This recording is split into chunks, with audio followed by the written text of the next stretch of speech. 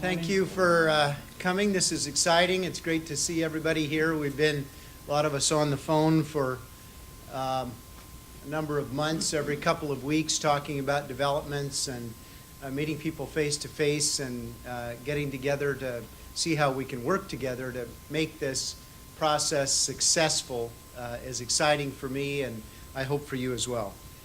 I want to start by just giving some acknowledgments to people who've been doing a lot of work, starting with Jan Van Riper. Dr. Van Riper at the Brody School of Medicine has a day job like most of the rest of us, but has really been pulling the heavy oar in getting this conference together. And any of you who've organized a conference know that that's a lot of work. So I'd like you to start by giving her a round of applause for that. The next acknowledgement that I'd like to make is to Richard Miltenberger and Jim Edwards and Dara Anderson and other folks at Mountain West Benefits in Helena, Montana, who really got this whole process started in terms of NASHCO.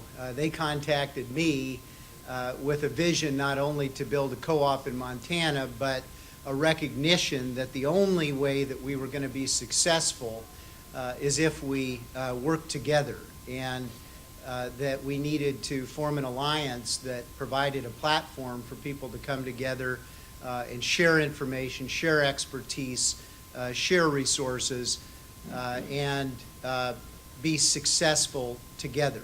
They recognized, and I think we all now recognize, that we either hang together or we hang apart, as it has been said. United we stand, divided we fall.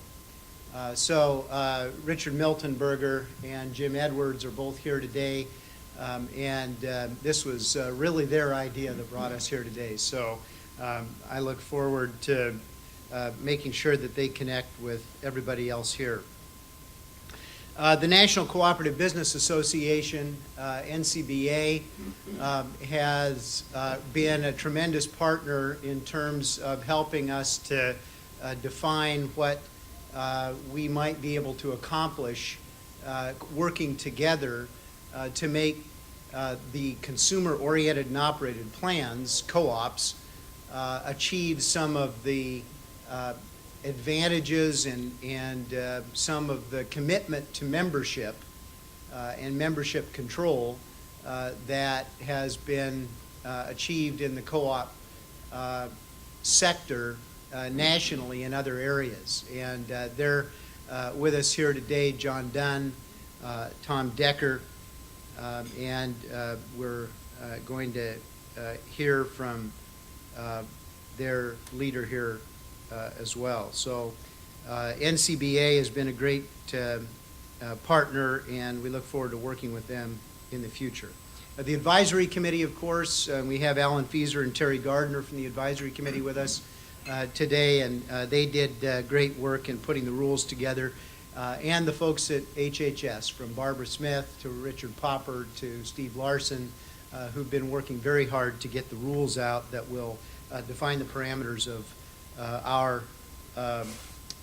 mission and our project here.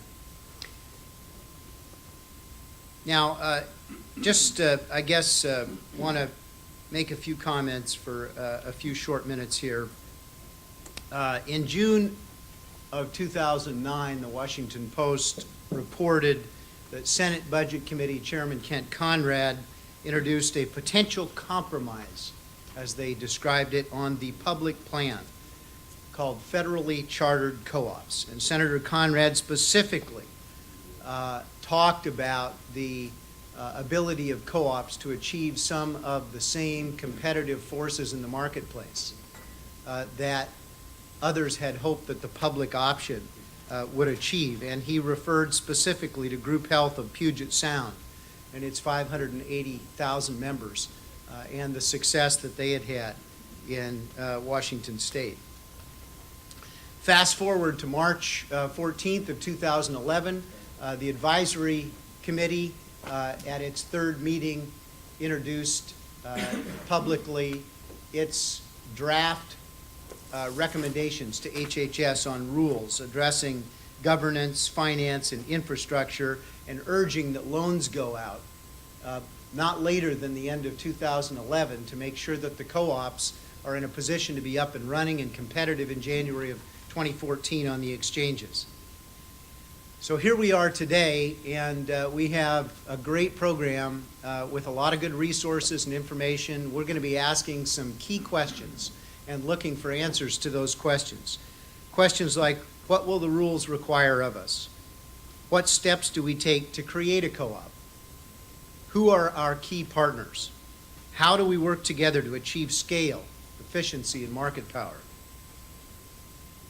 What are some of the things that we can do together? Things like feasibility analysis, actuarial analysis, business plans, claims management, asset management, public education and outreach, and reinsurance, governance training and instruction.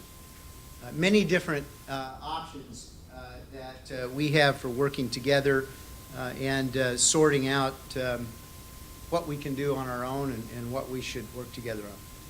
Finally, what is the future of NASHCO? Ultimately, we hope that this will be a source of advocacy and a platform for sharing information and best practices and continuing education. But in the short term, NASHCO may offer some opportunities for some of these cooperative endeavors. So we'll hopefully be exploring today what kinds of things that we can work together on. The health insurance marketplace is deeply dysfunctional, and none of us would find that surprising in this room.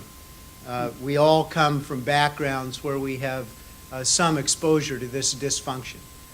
It's expensive, it's inefficient, it's impersonal.